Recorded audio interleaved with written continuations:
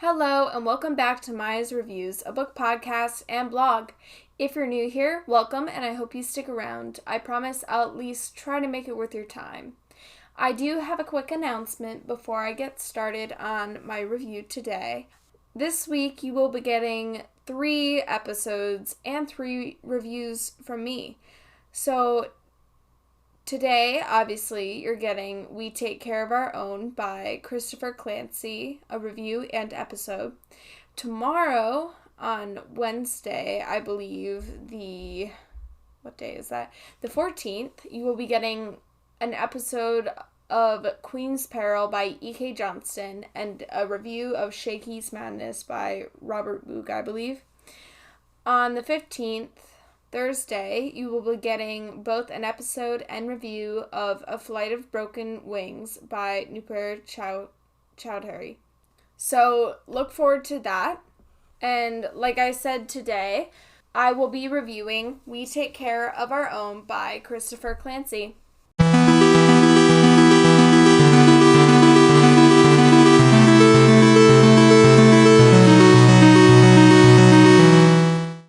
Before I get started, I'd like to thank Christopher Clancy and Montag Press for providing me with a copy of this novel in exchange for an honest review.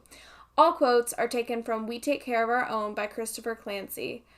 There is a little bit of a content warning.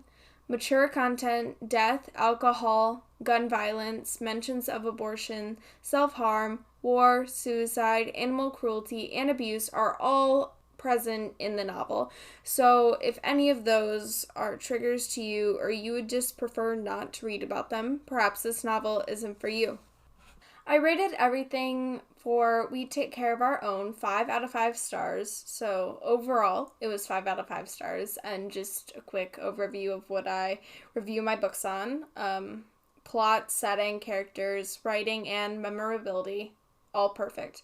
So, We Take Care of Our Own is better defined as an experience rather than a novel. Echoing our world in darker ways, the novel not only intrigues, but also warns of the dangers of greed, war, and apathy. Clancy has crafted a marvelous novel that beckons those searching for a story that will keep them up all night. So, We Take Care of Our Own was published by Montag Press on April 22nd, 2021, at 420 pages, and as far as I know, it is not a part of a series.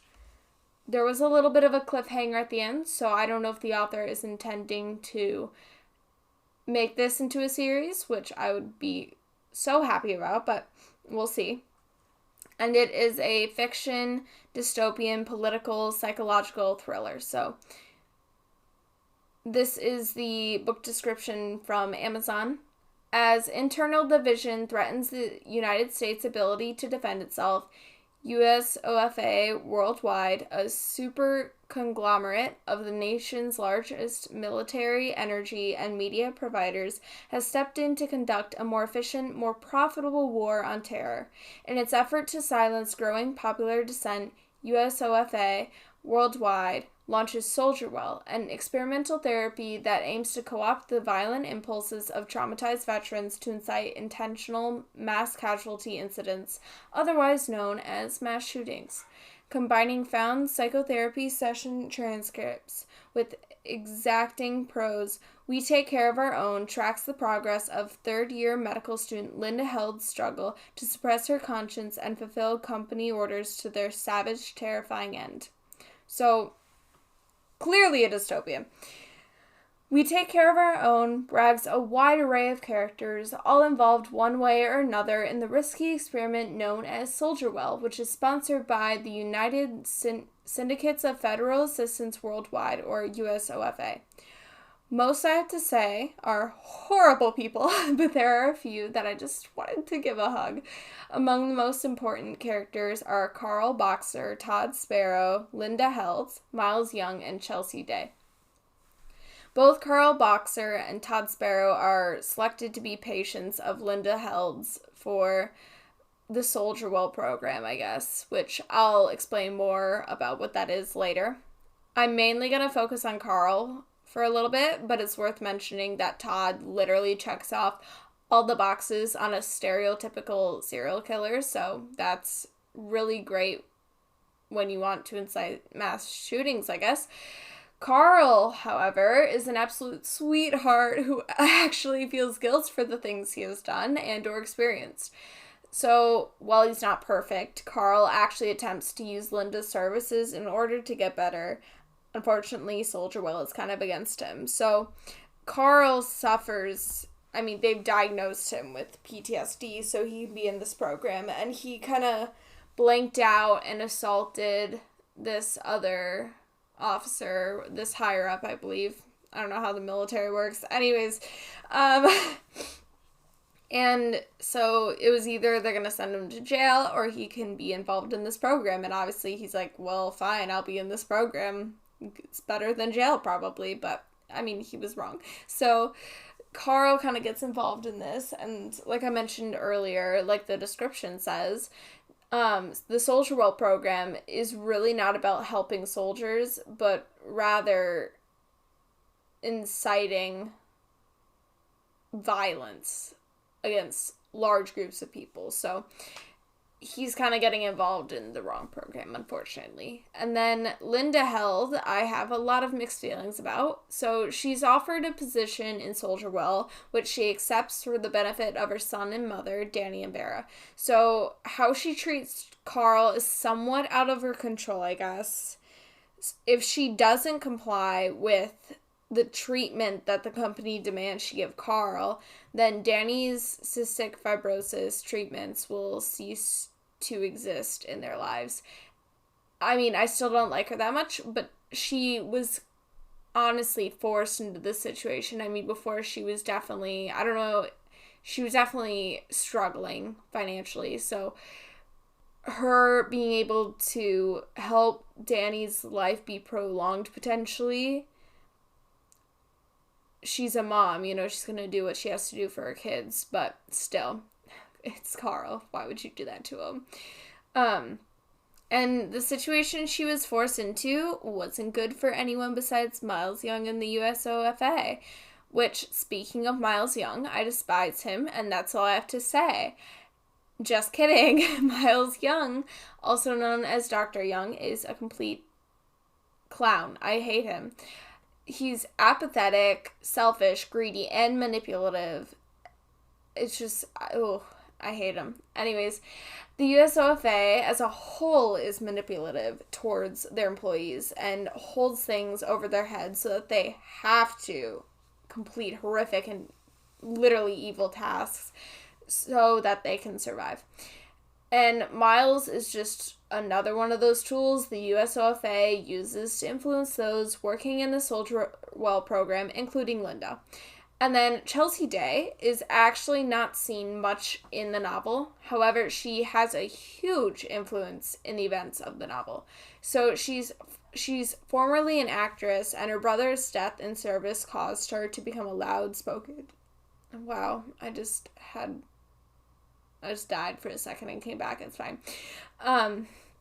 Her brother's death while in service caused her to become a loud-spoken activist against the war the USOFA is claiming to make better, even though the statistics say otherwise, but that's besides the point.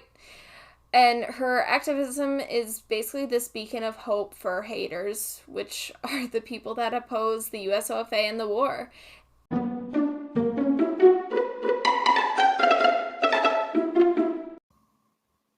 Interested in starting a podcast? I bet you haven't heard of Anchor, an app and site that makes it super easy to create your own.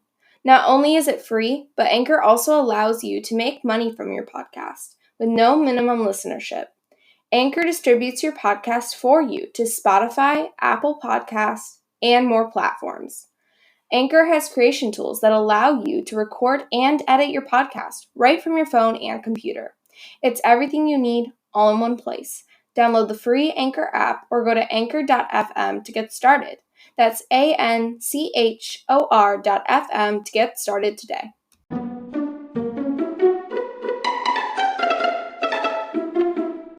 So Clancy's writing style is very unique. He uses transcripts to carry along the story, and it was definitely an interesting feature that helped to convey the separation between the USOFA and other characters. We Take Care of Our Own features a cold, dystopian world in which those in power could care less about those beneath them. It seems that war and violence, particularly gun violence, is very common, and war seems to be a business that the USOFA has monopolized and profits off of. So it's awful. Anyways, the novel starts out innocently enough, so Carl and Todd are both to undergo therapy for their PTSD, and Linda is the one providing it via the Soldier Will program. However, demands from the US OFA increase, and Miles begins to breathe more frequently down Linda's neck, and Linda is forced to manipulate her patients into committing a horrendous crime for the sake of the company. So the prospect that the therapist we trust to help us better ourselves could be somewhat of a double agent and actually against us is not just scary, but in this novel it's fascinating. So throughout the novel, Linda and Miles kind of get closer, and Miles is definitely trying to manipulate her. It reminds me a lot of Creature by John Saul, this novel, which I don't know if you've read that. I haven't ever reviewed it on my blog, but also a really good book. But it kind of reminded me a lot of that novel in the way that this company is pretty much a cult, and those that are working for it pretty much have no choice. Like, they're strung in and led into this, oh, this is the perfect place to be. You're gonna do amazing working here. And then once they actually start working, they have to complete horrendous stuff. And I don't know. It reminded me a lot of Creature by John Saul. We Take Care of Our Own is a future classic that I'm sure future students will have to read for its poetic and meaningful messages. A true masterpiece, Clancy has written a fantastically original and riveting novel that leaves the reader wanting more. And now for our little quote section. Sometimes I think when people see me, look me in the face, they know what I've done, because it comes from inside. I'm rotten in there. I believe this is Carl talking to Linda about his guilt in terms of his service in the war, which he drove a vehicle during it, so, which, not to say that isn't important, but I can't imagine how much worse it is for people on the front line if this is how it is for Carl when he's driving a truck, because he goes through some awful stuff. Another quote, this program marks the first step toward the ultimate maintenance of law and order, a populace that polices itself, that finds its own threats and expels them on its own. So this is during one of the transcripts, I believe, when they're talking about the future of the Soldier Will program. But the thing is, they're taking people who were in service in the war and turning them into these people that they can manipulate into doing what they want. And I don't know about you, but pretty much every dystopian novel, that is never good.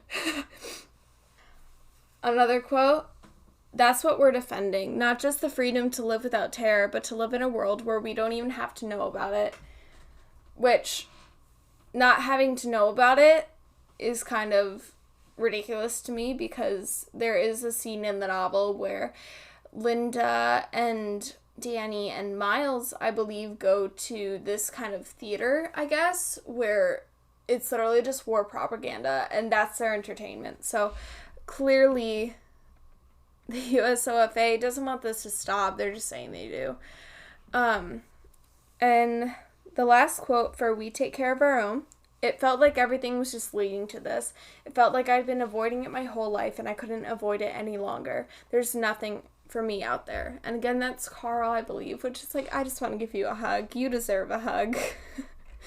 So this novel was truly excellent, and I just loved it. I highly recommend it if you are a fan of dystopian novels or kind of like futuristic stuff like that.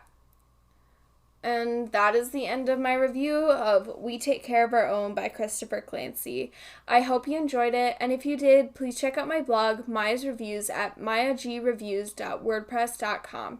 You can also find me at Maya the Bookworm on Twitter, Goodreads, TikTok, BookBub, and Book Sirens. I'm also on Tumblr at Maya Reviews. If you want me to review your book, or even just want to reach out to me, you can email me at mayagbookreviews@gmail.com.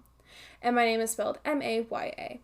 I do ask that if you are reaching out in regards to a review request or anything business related, that you check out my review policy on my blog first, then email me. Thank you for listening, and happy reading!